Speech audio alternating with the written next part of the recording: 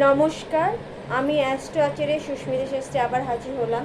আজকে আমি আলোচনা করব মঙ্গলের মহাদশা চলাকালীন জাতক জাতিকারা কেমন ফল ভোগ করতে পারে, এবং শুভ ফলও আছে, অশুভ ফলও আছে।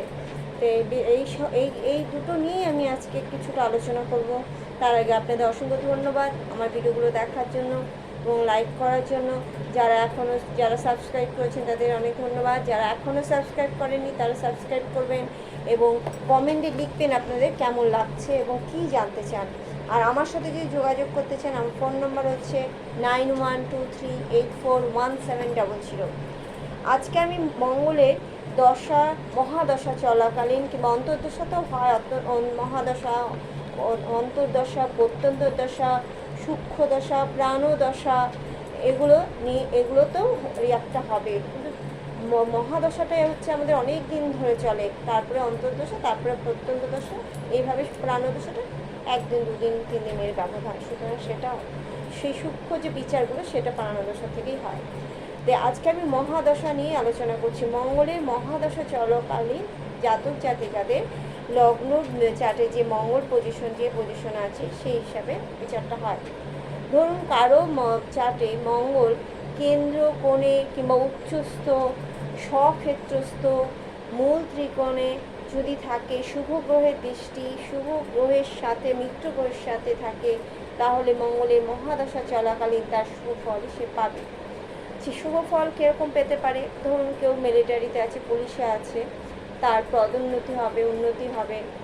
কেউ জমি কিনতে চাইছেন, হচ্ছিল না, যেই মঙ্গলের শুভ দশা আপনি পাচ্ছেন, মহাদশা শুরু হচ্ছে, তখন আপনি জমি জমা কিনতে পারবেন, বাড়ি করতে পারবেন এবং আপনার যে সম্মানগুলো এতদিন পাচ্ছিলেন না সেই সম্মান আপনারা পাবেন।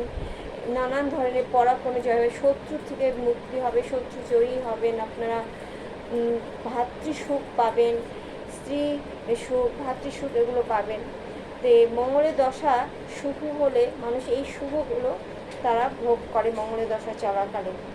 আর যাদের লগ্ন চার্টে মঙ্গল অশুভ পজিশনে আছে, যেমন ধরুন শত্রু গৃহে, নিচস্থ, পাপমধ্যগত, পাপ গ্রহের দৃষ্টি আছে, তো মঙ্গল সেই সব, কিংবা লগ্ন চতুর্থ, সপ্তম, অষ্টম, দ্বাদশে আছে, যেটা মাঙ্গলিক দোষ হয়, তাদের মঙ্গলগুলো খুব একটা ভালো ফল হয় না।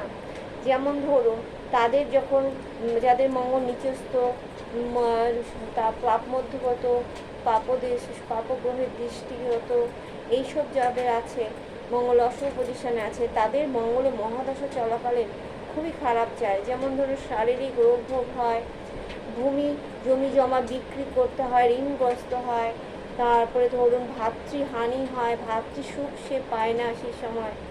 তারপরে শত্রু জয়ী তো দূরের কথা, শত্রুর আরও বেশি করে তাদের উৎপীড়ন করে, যে কোনো কাজে তারা সাকসেস পায় না। এবং বাড়িতে কলহ, স্ত্রীর সঙ্গে কলহ, বিবাদ লেগেই থাকে। তো এই যে অশুভ প্রভাবগুলো জাতক জাতিকার জীবনে মঙ্গলের মহাদশায় যদি অশুভ থাকে, এই সব কারণগুলো ঘটতে পারে। এবং ধরুন কেউ উঁচু পোস্টে চাকরি করছে, মিলিটারি কিংবা পুলিশে, তাহলে তাদের সেক্ষেত্রে পদোন্নতি তো হবেই না, অবনতি হতে পারে এর কাজের ইয়াতে। সম্মান পাওয়ার তো দূরের কথা, অসম্মান হতে পারে। তো মঙ্গল আমাদের লগ্ন চার্টে ভালো পজিশনে থাকা খুবই জরুরি। কেন? আমাদের এনার্জিকারক গ্রহ মঙ্গল। আমরা যে কাজ করুন, আমরা যারা পড়াশোনা করে স্টুডেন্ট, তারা যে পড়ার এনার্জি সেটা মঙ্গল থেকে পায়। সুতরাং মঙ্গলের ভালো পজিশনে থাকা খুবই দরকার। যাদের ভালো পজিশন নেই তার প্রতিকার করা অবশ্যই দরকার। না হলে একটা স্টুডেন্ট সে পড়ার এনার্জি পাবে না, তার মধ্যে লেথার্জিটা বেশি পরিমাণে দেখা দেবে। তার সাথে যদি শনির কানেকশন থাকে তবে তো কথাই নেই, আরও ঢিলেমি শুরু করবে সে। সুতরাং মঙ্গলের প্রতিকার করার কোনো অ্যাস্ট্রোলজারের কাছে গিয়ে ছক বিচার করিয়ে তার প্রতিকার করা অবশ্যই দরকার, এবং তার শুভ সময় অশুভ সময়গুলো সে জানতে পারছে এবং তার প্রতিকার করে কিছুটা রেহাই সে পাবে। এবং ঠিক সময়ে সঠিক অ্যাস্ট্রোলজারের কাছে বিচার করালে অনেকটাই রেহাই সে পাবে। সুতরাং আমার এই যে মঙ্গলের দশা, অন্তর্দশা এবং মহাদশা চলাকালীন যে ফলগুলো আপনারা পেতে পারেন সেগুলো কিছুটা বললাম।